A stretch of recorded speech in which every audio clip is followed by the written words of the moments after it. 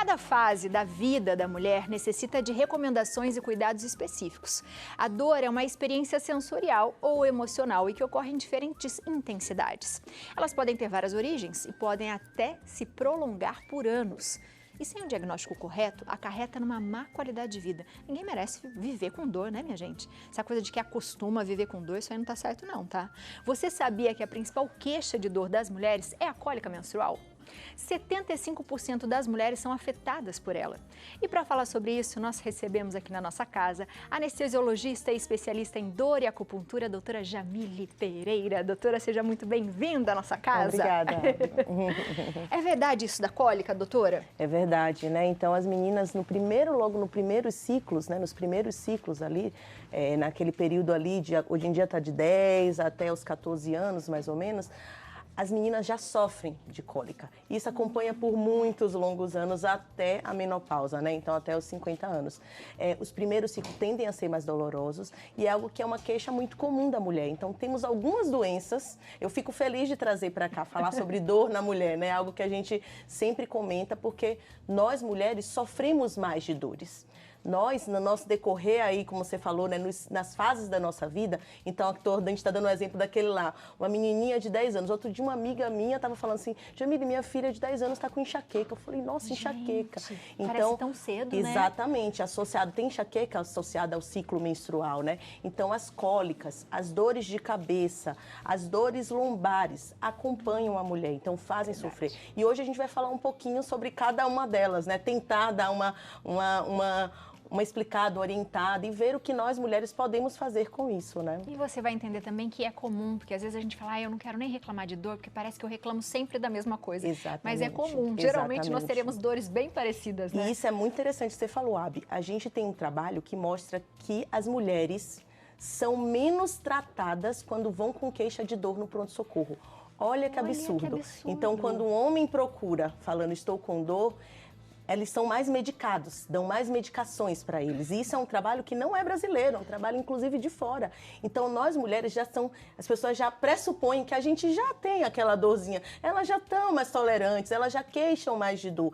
E isso é um absurdo. Então a gente precisa conhecer o nosso corpo, a gente precisa entender quais são as dores mais comuns. Dentro dessas dores, a enxaqueca, né? A gente vai falar então de dor de cabeça. Tá. A dor de cabeça, ela pode ser do tipo tensional e o tipo enxaqueca. Elas têm características diferentes. Aquela tensional é aquela do fim do dia, aquela que você trabalhou, ela dá geralmente dos dois lados. Ela é uma dor de cabeça que às vezes você até consegue fazer suas coisas, mas ela tá ali incomodando. A enxaqueca não, a enxaqueca ela geralmente tem períodos de ataque, ela tem muita sensibilidade à luz. Então aquela que você não consegue abrir o olho, ela pode vir acompanhada de alguns sintomas antes de ter a dor, é como se fosse um aviso. Ela avisa. Ela avisa. Então tem gente que tem enjoo, tem gente que vê pontinhos brilhantes, então que a gente chama de aura. Então a enxaqueca, que é tão comum e ela é mais comum nas mulheres do que nos homens, né? Elas são bem dessa característica. Essas duas são as mais comuns. Existem muitos tipos, mas essas duas são as mais comuns. E a gente pergunta, que geralmente as pessoas vêm com a queixa, mas o que eu posso fazer com isso, né? Porque às vezes a gente não quer ficar tomando muito remédio. Só que a enxaqueca, por exemplo, eu tenho. E quando ela me dá o aviso, às vezes eu já tomo antes. Para ela não piorar tanto na hora que ela vem, né? Mas é tão ruim. É tão ruim. Então, o que a gente tem o tratamento da enxaqueca preventivo. Então, se você tem muitas crises no decorrer de um mês, a gente pode medicar preventivamente para você evitar ter essas crises. Não só, tipo, ela me avisou, já tomo o remédio antes. Não, tomar uma medicação contínua por um tempo determinado indicado pelo médico para você diminuir essas crises, né? É uma profilaxia que a gente chama, né? A gente também orienta as mulheres a, nesse momento que vem a dor da enxaqueca, procurar um canto mais escuro, tentar não ficar com muito barulho, né? Isso ajuda a reduzir a intensidade da dor, né? E às vezes passar com mais frequência. Uma coisa interessante é compressa gelada. Algumas mulheres falam que aqui, assim, bem na região da nuca, ela também, tanto na dor tensional quanto na enxaqueca. E a gente vem, que eu sempre acrescento, né, sobre a acupuntura e as outras técnicas que não são só medicamentosas. Então, eu acho que a gente, como médico, a gente tem que ter essa visão ampla, Não só medicamento, não só aquela coisa, o paciente chega, você fala, não, toma aqui e pronto, é isso. né? E a gente dá opção para o paciente, porque tem pacientes que têm efeitos colaterais com medicações. Tem pacientes que a gente tem que orientar a não abusar de medicamentos, não fazer uso, a automedicação excessiva, né? Eu sempre falo que tem aquela enxaqueca que é por abuso de medicamentos. Você acaba provocando. Provocando a dor. Então, é interessante observar isso. Então, a gente aqui dentro da acupuntura, a gente tem alguns pontos. Legal. Né? Pontos que a gente pode fazer que seriam para dor.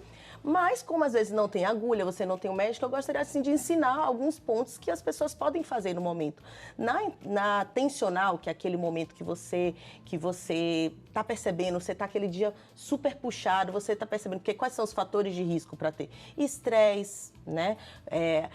Falta de sono, sono excessivo, água, exatamente, comer muito, né? Ou espaçar muito as alimentações. Então, às vezes, você já percebe, então você pode fazer algumas estratégias. Uma delas é tentar ir para esse ambiente, tentar manter, né, respirar um pouquinho, ficar naquela... E tem alguns pontos. Esse pontinho aqui, bem no meio do olho, aqui, é um pontinho, se você apertar aqui, aperta aqui, abre, ó. Ele é até um pouquinho dolorido, bem forte. Mesmo. Assim, um pouquinho aqui, um pouquinho mais embaixo. Ele é bem aqui, ó. Isso, bem apertado, ele é um pouquinho dolorido. Você aperta, faz ponto forte, pode fazer movimentos circulares bem curtinhos. Quando faz circular, você vai sentir. Exatamente, você sente por uns 20 segundos. Conta, 1, 2, 3. E você repete isso umas 3 vezes, 4. Bem, pode apertar, fazer uma pressão mesmo. Tá. Aqui. Tem um ponto no topo da cabeça, a parte mais alta. Também é um pontinho dolorido. Toca aqui, assim, bem na parte mais alta, assim, da sua cabeça, mais pra frente, um pouquinho. Isso. Bem ele no bem no meião da cabeça. Também é um ponto interessante. Tem aqui no meio dos dedos. Você abre, faz aquela posição de pinça. Fica aqui um pontinho mais altinho, aqui, como se fosse no meio da dobrinha. Você pode apertar ele, assim, com a outra mão, assim, fazendo assim, assim, por dentro. Por dentro. Isso, abre a mão aqui, assim, assim. Aqui, abre aqui, aí você vem. Olha como dói. Ui! É um ponto um pouquinho... Entendi! Entendeu? É um pontinho dolorido. Que legal! Que ele causa... Exatamente, é um pontinho interessante que às vezes você vai apertando no decorrer do dia, você dá esse... E ele é bom também para crises de enxaqueca, né? Se você não tem a opção. Dentro das outras dores, né, a gente tem a dor lombar, a lombalgia, que a gente já veio aqui tantas vezes falar de dor lombar, que acomete muitos. E aí eu queria falar da importância também de você melhorar as posições, evitar ficar numa mesma posição, então levantar, esticar. O nosso corpo foi feito para estar em movimento. Então, sempre que puder, levante, alongar assim que acorda o dia. É muito bom. Assim que você acordar, você fazer movimentos de alongamento. Abraça um pouquinho a perna, estica, que a gente sempre vem estimulando, né? Atividades físicas. Que ajuda muito. Ajuda muito em todas as dores, tanto nas enxaquecas, nas dores lombares, né? E nas dores tensionais. As dores tensionais, as dores que chamam dores, o nome médico é termos músculo esquelético, de músculo, né, e de parte óssea, músculo esqueléticos.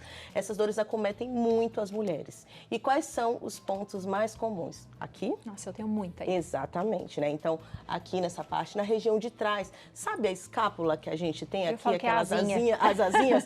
Tem um pontinho ali bem no meio que são pontos muito dolorosos. Na região do bumbum. É outra área que às vezes as mulheres vêm com queixa, eu tô com dor no quadril, tô com dor na coluna, e às vezes são pontos tensionais na região do bumbum, né? E aí, para isso também, além de compressas quentes, para essas dores de músculo, essas dores que a gente vem aqui, aperta e dói, sabe essa sensação de você falar, eu sinto que tá... Compressas quentes são muito boas. Então, você esquenta um pouquinho, uma compressa pode ser, ou um paninho mais quentinho, e deixa nessa região. O calor, ele tende a relaxar a musculatura. Existem alguns patches, adesivos também, que você pode colar. Então, ele faz esse relaxamento da musculatura. E dentro das práticas, a gente tem a ventosa também, por exemplo. Muito legal. O que é a ventosa, doutora? Vamos explicar para o pessoal de casa. A ventosa, você promove aqui um copo de vidro, mas pode ser de outras características, você promove uma sucção em uma determinada área. Então, vamos simular aqui, pode ser o seu braço mesmo. Então, a gente coloca, aqui no área que tem bastante, eu aspiro, aqui, isso. Bem assim, exatamente, deixa eu botar no área mais aqui. Aí, a gente aspira, ela promove aumento do fluxo sanguíneo nessa região. Aqui, tá vendo? Ela começa a ficar com uma cor mais aquecida e promove em áreas de contratura musculares esse relaxamento. Então, ela é muito interessante, ela tem outras práticas da medicina chinesa também, mas ela é interessante para as contraturas musculares, né? De você promover, muitos atletas utilizam, muitas pessoas como tratamento podem utilizar. São opções não medicamentosas que a gente também pode associar. Mas, como a grande lição é isso, a gente entender o nosso corpo, perceber que a mulher sofre mais de dores mesmo e aceitar isso e não minimizar o que a gente está sentindo, não aceitar como normal. Você sempre tem aquele slogan, né? Sentir dor não é normal, né? E a gente tentar criar estratégias, nem sempre é da forma mais fácil que a gente quer, tomando remédio e achando que isso vai ficar por muito tempo. E sim mudando estratégias de vida, né? Praticando mais atividades, calçando, em vez de carro, bota um tênisinho, caminha um pouquinho mais, sobe alguns degraus de escada, estica o corpo, relaxa, tenta diminuir, reduzir o estresse nessa vida louca que a gente vive, né? Pra gente também ter o nosso corpo aí por muito tempo, né? E, doutora, é possível a gente ter, por exemplo, sempre umas bolinhas no corpo de tensão mesmo e elas não irem embora? Tipo assim, vira e mexe, ela tá ali de novo? Isso é comum? É comum, muito comum. Essas são as dores miofaciais, são as dores de contratura. Então, tem a face e tem o músculo. Eles se contraem e eles fazem exatamente essas bolinhas. Às vezes, a gente consegue desfazer essa bolinha com várias estratégias. A gente pode fazer infiltração. Então, eu posso ir com uma agulha, colocar a medicação nessa e ela distrai. Ou então, a gente pode fazer agulhamento a seco, onde a gente pega uma agulha semelhante à agulha de acupuntura, a gente sente o pontinho e ele vai se desfazer.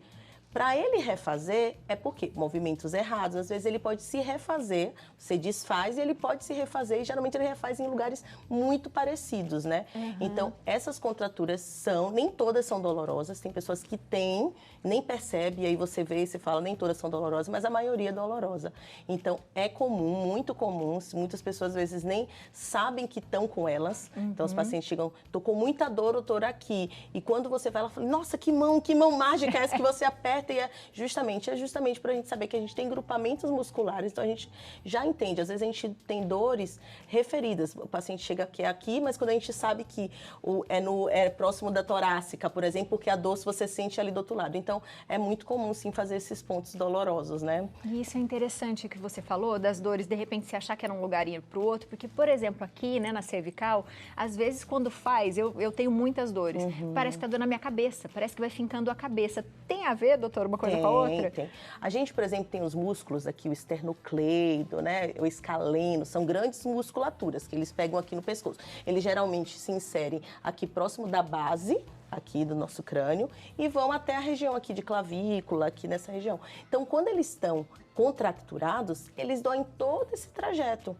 Então, eles simulam, sim, muitas contraturas dão dor de cabeça. E o paciente fala, é uma dor aqui, ó, bem aqui embaixo, que às vezes irradia. Nessa região daqui fica dolorido. Tem pacientes que tocam assim, então, por exemplo, tinha uma paciente que ela vinha para fazer as infiltrações ou agulhamento, justamente porque ela fazia contraturas na região de crânio aqui, né, nessa musculatura daqui, e ficava muito bem por muito tempo, né.